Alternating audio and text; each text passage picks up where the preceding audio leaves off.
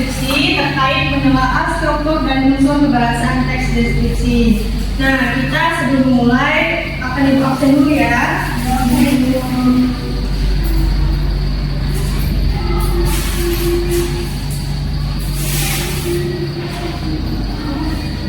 Mariska, hadir Ibu Salwa, hadir Ibu Marieta, hadir Ibu Rizka, hadir Ibu Salva, hadir Ibu Jasmine, hadir Ibu Dina, Ibu permisi Bu.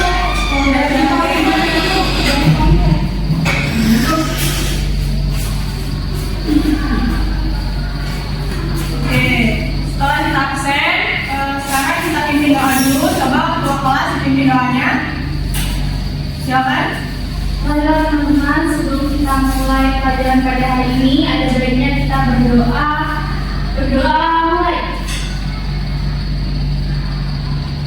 Berdoa selesai. Oke, baik, kita langsung masuk ke dalam materi terkait menelaah struktur dan unsur pembahasan teks deskripsi. Nah, sekarang Ibu akan membacakan dulu tujuan pembelajaran kita hari ini, yaitu yang pertama, dengan melakukan kegiatan membaca teks pada LKPD, siswa dapat mengenali struktur teks deskripsi, yaitu bagian identifikasi, deskripsi bagian, dan bagian penutup secara tepat. Lalu yang kedua, dengan melakukan kegiatan analisis dalam kelompok, siswa dapat menemukan unsur kebahasaan dalam teks deskripsi seperti kata khusus, kalimat indra, kalimat rincian, dan kalimat sinonim dengan benar.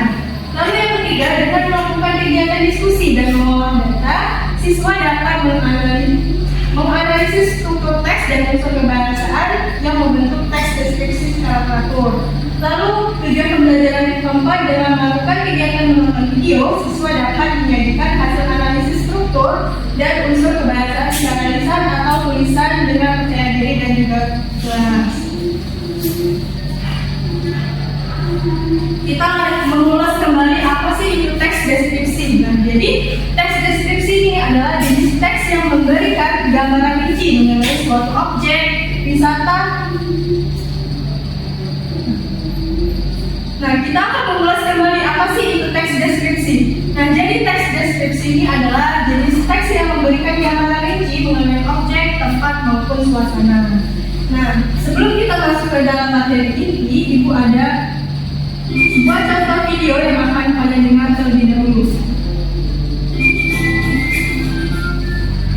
Mohon perhatian penumpang pesawat Kalimantan dengan tujuan Banjarmasin harus segera naik pesawat.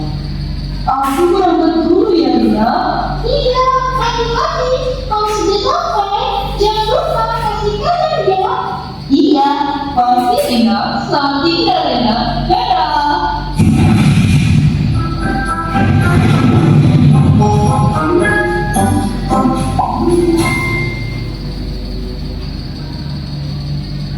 Lina, ada surat untukku. Oh iya Pak, kamu saja pulang kamu. Setelah selesai kegiatan nanti aku ambil. Terima kasih ya Pak.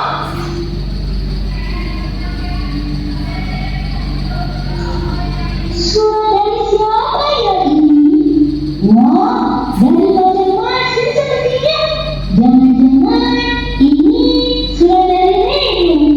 Jadi tak sabar untuk membacanya. Hai Rina, apa kabar? Semoga kamu surga baik-baik saja bukan? Aku mau berbagi cerita tentang pengalaman aku tinggal di Banjarmasin.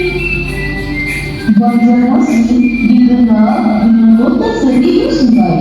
Aku pun sering menaiki kapal kayu yang disebut klotok untuk melihat aktivitas masyarakat dan keunikan rumah penduduk kota Banjarmasin yang berada di pinggir sungai. Di Banjarmasin juga terdapat patung maskot bekantan yang berukuran cukup besar. Di sana menjadi pusat masyarakat untuk melakukan aktivitas seperti berkesenian maupun berolahraga.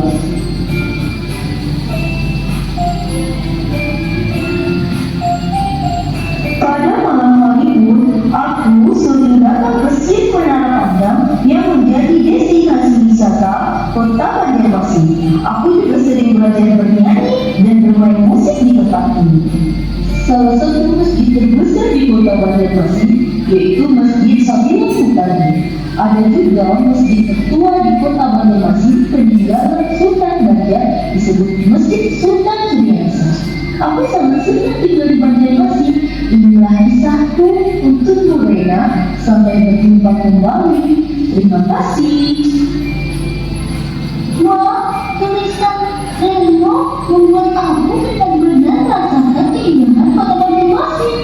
Berarti Reno sudah mendeskripsikannya dengan baik. Iya kak, benar. Aku juga ingin pergi ke kota Banjarmasin. 10 tahun kemudian, Rena menjadi seorang guru dan mengajarkan materi teks deskripsi kepada anak-anaknya. Halo anak-anak, hari ini kita akan belajar tentang teks deskripsi. Teks deskripsi merupakan teks yang menggambarkan sebuah objek sedetail-detailnya sehingga para pembaca dapat melihat, mendengar, dan merasakan apa yang ditulis oleh penulis. Sama halnya dengan kisah Reno yang menulis tentang keindahan kota Banjarmasin kepada Rena. Berikut adalah lagu teks deskripsi agar kamu mudah mengingatnya. Teks deskripsi itu menggambarkan objek, penulis melarang sedetail-detailnya sehingga pembaca dapat merasakan, melihat, mendengar yang ditulisnya.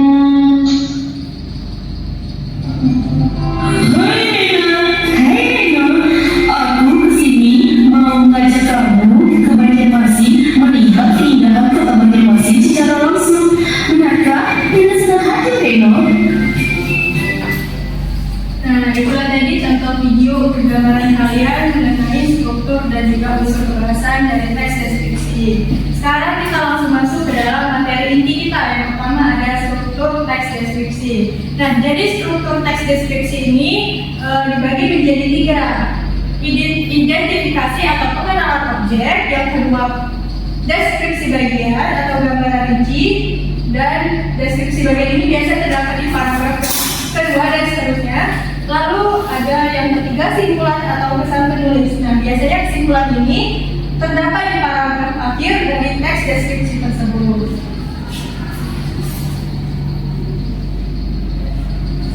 Lalu ada unsur kebahasaan dari teks deskripsi. Nah, unsur kebahasaan teks deskripsi yang akan kita pelajari seperti kata khusus, kalimat rincian, kalimat cerahan baca indra, serta penggunaan sinonim. Nah, contoh kata khusus yang pertama, pada umumnya kata khusus itu terbagi menjadi 2, yaitu kata umum dan juga kata khusus. Kata umum yang cakupannya luas, baik umum luas maupun umum terbatas. Lalu ada kata khusus. Nah, kata khusus ini adalah kata yang cakupannya sempit dan menunjuk pada hal yang lebih spesifik. Nah, ini adalah contoh kata umum dan khusus. Yang pertama, kata umumnya itu indah. Kata khususnya itu menawan, memesona, cantik, dan elok. Lalu kata umumnya hewan, dan kata khususnya kucing, kelinci, gajah, dan burung elang. Nah, kata umumnya itu hewan, dan kata khusus itu seperti macam-macam dari jenis hewan tersebut. Gitu. Lalu ada kata perincian. Nah, kata perincian adalah kata atau ungkapan yang digunakan untuk merinci, menguraikan atau menyebutkan bagian-bagian dari suatu objek secara lebih detail dalam teks deskripsi.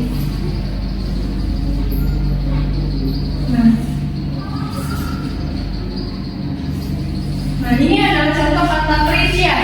Kata perinciannya itu antara lain. Fungsi dari antara lain ini menyebutkan beberapa bagian dari keseluruhan. Contoh kalimatnya, pantai itu memiliki daya tarik antara lain pasir putih dan air jernih. Itu pun seterusnya.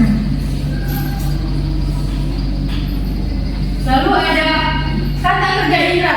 Nah, kata kerja indra dalam teks deskripsi sering menggunakan kata kerja yang berhubungan dengan panca indra, seperti melihat, mendengar, mencium, meraba, dan merasakan. Contoh dari kata kerja indra. Nah, penglihatan atau mata. Mata itu bisa melihat dalam keadaan terang, gelap, dan juga berkilau. Lalu yang kedua ada pendengaran, telinga. Telinga kita bisa mendengar suara yang berisik, gemericik, bergemuruh maupun merdu. Lalu yang ketiga ada penciuman. Hidung itu bisa mencium aroma yang harum, angin, wangi maupun menyengat. Lalu yang keempat ada peraba atau kulit. Kulit itu bisa merasakan apakah kulitnya kasar, lembut, hangat maupun licin. Lalu yang kelima ada pengecap atau lidah. Lidah kita bisa merasakan rasa yang manis, asin, pahit maupun gurih. Lalu ada kata sinonim. Nah, sinonim ini adalah kata yang memiliki makna yang sama atau hampir sama dengan kata lainnya. Contoh kata sinonim, katanya itu indah. Sinonim dari kata indah itu cantik, elok, menawan. Lalu ada kata besar. Sinonimnya itu gede, luas, dan lebar. Begitu seterusnya. Nah, sekarang ibu akan menyuruh kalian untuk membaca ini. Coba Yasmin untuk membaca contoh singkat teks deskripsi ini. Baik Ibu, taman sekolahku tampak segar dan menenangkan. Di dalamnya terdapat beberapa tanaman hias, yaitu mawar merah dan melati putih. Daun-daun tampak menguap terkena cahaya matahari. Aroma bunga melati yang harum membuat suasana terasa nyaman. Sesekali terdengar kicauan burung yang merdu dari pepohonan sekitar. Oke, terima kasih untuk Yasmin. Sekarang ibu akan bagikan kalian kelompok menjadi 3 kelompok. Yang pertama kelompok Marieta, Salwa, dan Clariska. Yang kedua Yasmin dan Safa. Yang ketiga Dina dan Rizka.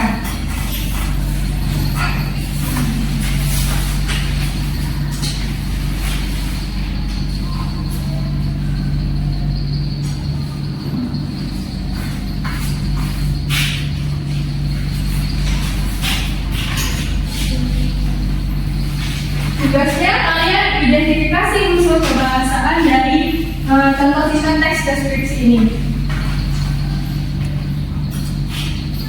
Ibu berikan waktu 2 menit ya.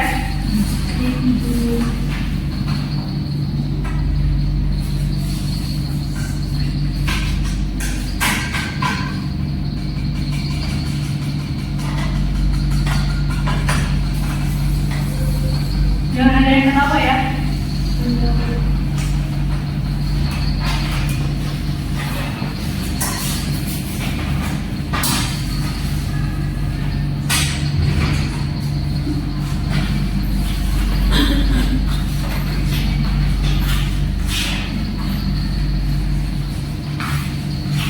Udah enggak?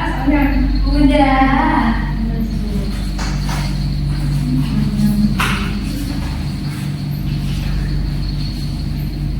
Bapak sudah semuanya?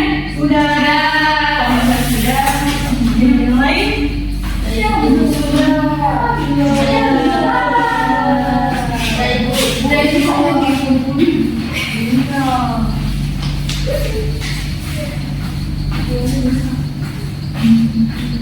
Oke, untuk kelompok 1 coba silakan maju dulu untuk menjelaskan jawabannya.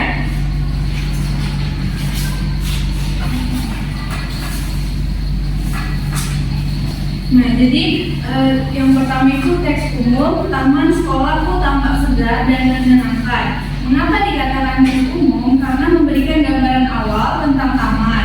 Yang kedua teks khusus, yaitu mawar merah dan melati putih. Mengapa dikatakan teks khusus? Karena menyebut bagian spesifik dari taman. Lalu yang ketiga kata perincian, yaitu. Nah, mengapa dikatakan kata perincian? Karena digunakan untuk merinci contoh tanaman. Yang keempat panca indera, harum. Nah, mengapa dikatakan teks panca indera? Karena menunjukkan deskripsi berdasarkan indera penciuman.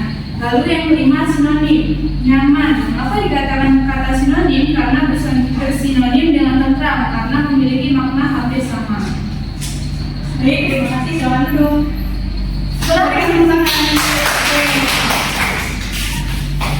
Oke, terima kasih untuk kelompok 1 sudah membacakan hasil analisisnya. Sekarang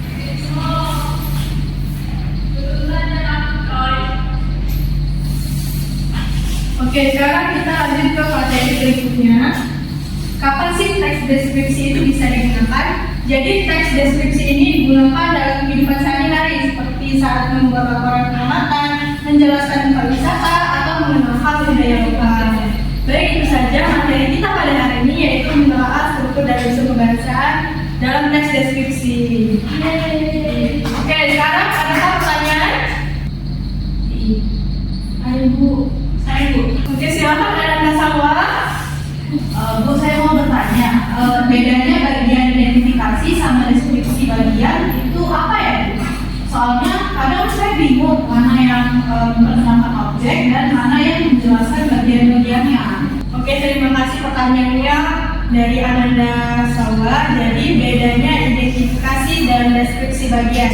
Nah, identifikasi itu biasanya di paragraf awal dari deskripsi, dari suatu objek yang akan kita deskripsikan. Nah, biasanya deskripsi itu bersifat umum. Nah, kalau deskripsi bagian itu biasanya terletak pada paragraf kedua karena menjelaskan lebih rinci lagi, lebih detail lagi dan lebih spesifik lagi. Paham? Terima kasih sudah paham. Oke, jadi bisa kita simpulkan pembelajaran hari ini. Coba Yasmin, apa saja yang sudah kita pelajari pada hari ini terkait strukturnya? Jadi struktur dari teks deskripsi tadi ada identifikasi, deskripsi bagian, dan juga penutur. Oke, terima kasih Yasmin. Dan sekarang terkait unsur kebahasaannya, coba Hariska. Unsur kebahasaan dari teks deskripsi yang sudah kita bahas tadi apa saja? Ya, kata khusus itu kalimat ya. Pintar ibu ini. Ya, yang di belakang. Ya, kata khusus, kalimat rincian, kalimat mudah, sinonim. Baik. Oke, itu saja pembelajaran kita hari ini, kita cukupkan. Semoga pembelajaran kita hari ini bisa bermanfaat untuk semuanya. Amin. Coba sekarang sebelum kita menutup, kita ada baiknya membaca doa. Coba silakan kelas untuk pimpin doanya. Halo teman-teman, sebelum kita mengakhiri pembelajaran kita pada hari ini, ada baiknya kita berdoa mulai. Berdoa selesai. Amin. Oke, terima kasih untuk pembelajaran kita hari ini ya. Sampai jumpa di pertemuan berikutnya. Ucapkan wassalamualaikum warahmatullahi